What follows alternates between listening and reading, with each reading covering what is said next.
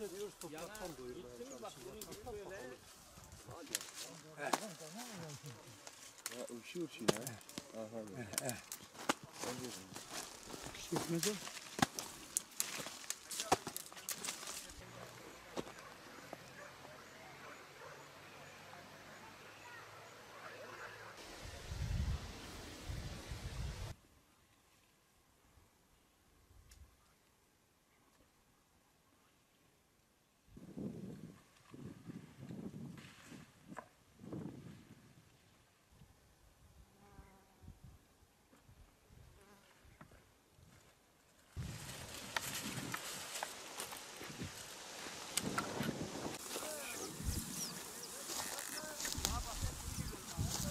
Hatice bak.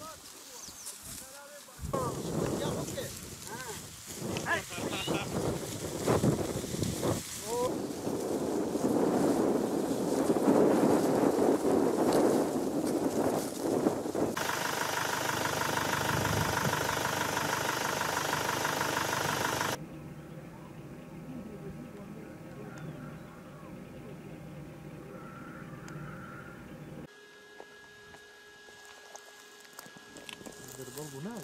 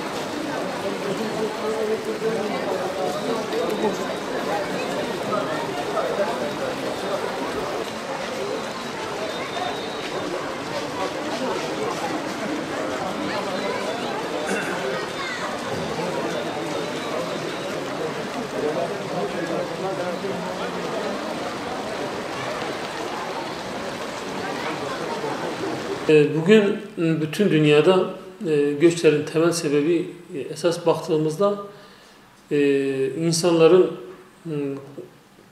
açlıkla olan mücadelesinden kaynaklanmaktadır. Bugün diyebiliriz ki dünya savaşlarının da ileriki yıllardaki insanların aç kalabilme tehlikesi ya da yeterli gıda üretebilme noktasındaki sebeplerden dolayı ortaya çıkmaktadır. Özellikle günümüzde Orta Doğu coğrafyasında, Uzak Doğu, Ön Asya tarafındaki bölgelerde malumunuz sürekli yeterli gıda sağlanamaması, yeterli beslenme sağlanmamasından dolayı özellikle refah düzeyi yüksek olan ülkelere doğru bir göç söz konusudur. Tabii şimdi bizim Türkiye için de aynı şey söz konusu. Yerel anlamda şöyle, köylerden kentlere göç de buna benzer bir gelişmedir. Günümüzde maalesef özellikle son 20-25 yıl hatta 30 yıldır Türkiye'de özellikle kırsal alanda kentlere çok yoğun bir göç yaşanmaktadır. Bu göç son zamanlarda istatistiklerde yer almaktadır. Artık Türkiye'nin geliri tarımdan sanayiye akmıştır. Türkiye'de tarımla beslenen geçen nüfus azalmıştır. Tamam, doğrudur, azalmıştır ama bu köylerden kentlere göç yaşanırken kırsaldaki nüfus azalıyor. Tabii bu planlı ve programlı, ciddi anlamda istenilen bir şekilde değildir. Bu biraz zoraki bir göçtür. Bu sosyal bir olguyu, sosyal bir olayları da beraberinde getirmektedir. Şöyle ki insanlar artık köylerde kendi geçimini, kendi yaşamsal idamelerini sağlayamadıklarından dolayı şeylere göç etmektedir. Tabi bu göç neyi etkiliyor? Tarımı olumsuz yönde etkiliyor. Tükettiğimiz gıdayı olumsuz yönde etkiliyor. Buna nasıl bir örnek verebiliriz? Bugün köylerimizde bağında, bahçesinde özellikle aile işletmeciliği şeklinde köylerdeki kırsal alandaki gıdaları özellikle sebzecilikte kendi kendisine idame ettirecek düzeyde üretim yapan çiftçilerimiz artık o küçük anlamda o kendi yaşamsal ihtiyaçlarını karşılayacak, hatta yaşamsaldan biraz artan kısmı da gelip satan çiftçi yok artık. O çiftçiler bugün kentlere göç etmişlerdir. Çünkü gerçekten refah düzeyi eski istenilen düzeyde değil ve insanlar bugün işte uzay çağında yaşıyoruz. İnsanlar bu çağda iletişimin çok kolay olduğu, her an olduğu dönemlerde bir zamanda yaşıyoruz ve insanlar ona bakarak o şekilde yaşamayı amaçlamaktadır. O şekilde yaşamayı arzulamaktadır. Dolayısıyla kendi köyünde de bu yaşamayı, bu istediği sosyal yaşantıyı bulamadığı zaman, köyden kente istediği refah düzeyi yakalamadığı zaman köyden kente bir umutla göç etmektedir. Ve işte bu şekilde altyapısız, işte donanımsız, yetersiz eğitime sahip bu insanlar kentlere göç ettiği zaman özellikle metropollerde, varoşlarda çok büyük sosyal sorunlar yaşatan problemli insanlarla karşı karşıya gelmekteyiz maalesef. Bunun önüne geçilmesi lazım. Şimdi bunun önüne nasıl geçebiliriz? Esas önemli nokta, esas sorulması gereken soru bu. Bunun önüne geçilmesinin tek sebebi, çaresi nedir? İnsanların yaşadığı yerde insanların kendi sosyal yaşamlarını idame ettirecek refah düzeyini önemli bir noktada ferah bir şekilde, daha iyi bir şekilde yürütecek bir ortam sağlanması lazım ki bu insanlar kırsaldan kente göç etmesinler. Ama maalesef bugün işte dediğim gibi köyden kente göç yaşanmasının temel sebebi insanlarımızın kendi köyünde istenilen refah düzeyde, sosyal düzeyde yaşantıyı sağlayamaması. Bu işte bugün sebzede, işte gıdalarda, ürettiğimiz gıdalarda fiyatların çok yükselmesinin esas temel sebeplerinden bir tanesi de budur. Artık o üreten çiftçi artık o tamamen kendisi, hani daha önceden kendisi üretip kendi ihtiyacını karşılayan artık bu sefer ne yapıyor? Kendisi de direkt tüketici durumuna gelmiş ve tüketmek zorundadır. Piyasadan, dışarıdan hazır almak zorunda kalıyor. Bu da ne oluyor? Tükettiğimiz gıdaların biraz daha yükselmesine sebep oluyor. İşte günümüzde özellikle Türkiye'de çok büyük bir sorun var bu konuda. Gıda fiyatlarında hiç istenmeyen yüksek seviyede fiyatlar yükselmiştir. Köylerimizde maalesef işte malumunuz köylerde yaşayan insanlarımızın eğitim düzeyi biraz daha kentlere oranla daha düşük. Bu insanlar köylerden kentlere göç ettiği zaman sosyal olarak bir yere tutunamamakta, kentteki insanlarla uyum sağlayamıyor. Aynı istenilen seviyede bir bağlantı kuramıyor, bir kaynaşma sağlayamıyor. Şimdi bunu sağlayamadığı zaman tabii ki sorun çıkıyor. Kendi içerisinde kapanık bir şekilde yaşıyor. Bu sefer kendi kabuğuna çekiliyor.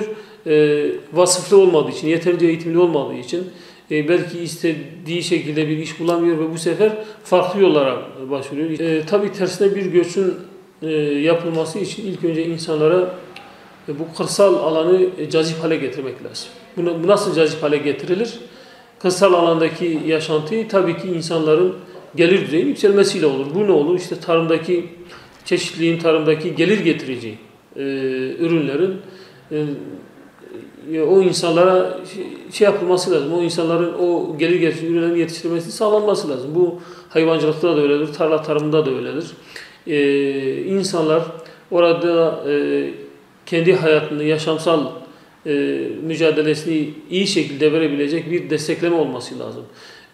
İşte bu her zaman söylediğimiz işte tarımsal girdiler konusunda iyi bir üretim yapmalı ki insanlar orada tutunabilsin, insanlar orada yeteri kadar gelir elde edebilsin, yeteri kadar istediği şekilde yaşayabilsin. Bu işte barınmasından tut, eğitimine kadar, sosyal yaşantısına kadar her alanda o insanın istediği şekilde yaşayabilmesi için gelir düzeyinin yükselmesi lazım. Bunda ne olur? İyi bir tarım olur. Gelir getirici, kar marjı yüksek olan ürünlerin bölgelerde yetiştirilmesi lazım. Yetiştirilmesi, özendirilmesi lazım. Başta işte girdilerin o kar marjını artıracak şekilde düşürülmesi lazım. Ki bu insanlar oralarda kırsal kesimde tutunabilsin, kentlere göç etmesin. Yoksa bunun önüne geçmek biraz zor. İşte yine hayvansal üretimde de böyle. Ehil insanlara, gerekli insanlara, o işi yapabilecek insanlara verilmesi lazım. Mera alanlarının korunması, geliştirilmesi lazım ki orada insanlar daha rahat hayvancılık yapsın, daha az girdiyle üretim yapabilsin ki o insanlar orada kırsalda yaşama tutunabilsinler. Yoksa aksi halde işte köylerden kentlere göçü durdurmak biraz zor. Kentten köye geri dönüşü sağlamak, kırsala geri dönüş sağlamak çok daha zor. Dolayısıyla ciddi bir olaydır. Ciddi bir projelendirme yapılması gerekiyor. Bunu hem Sosyal Politikalar Bakanlığı, Tarım Bakanlığı, Milli Eğitim Bakanlığı'ların tamamının beraber çalışıp ciddi bir proje üretmesi gerektiğini düşünüyorum.